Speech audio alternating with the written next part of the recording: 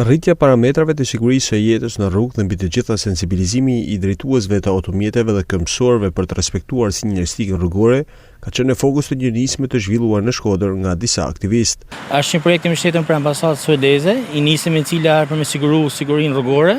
një policim rrugor, i cila kena me bashkëvepru me aktivistat bashkë me policinë rrugore apo bashkiake për informimin dhe ecjen sa më të sigurt në qytetin e Shkodrës. Si ashtu për vizimet ku nuk ka semafor, aty ku ka semafor, për kursitë e biçikleta, por edhe duke shkuar dhe duke u afruar afër parkimeve dyshe, po ashtu dhe i nisim tjetër që do na më ndërmarr, është më shku në përgjithë piceritë e qytetit të Shkodrës, duke dhënë broshura që me evitu sa më shumë kalimin e motorëve në kursitë e biçikletave pra. Kjo nisim synon gjithashtu edhe përmirësimin e trafikut në qytet. Nisëm e cila përket sigurinë rrugore, e cila përfshin çdo moshë, çdo kalimtar, por edhe makina që bajnë trafik në qytetin e Shkodrës. Një shërben tana lëvizjeve, po ashtu këmbësorëve, aty në qesën e biçikleta, por edhe sigurinë e makinave, sepse gjithmonë lëvizja më e sigurt në terren arshin nëse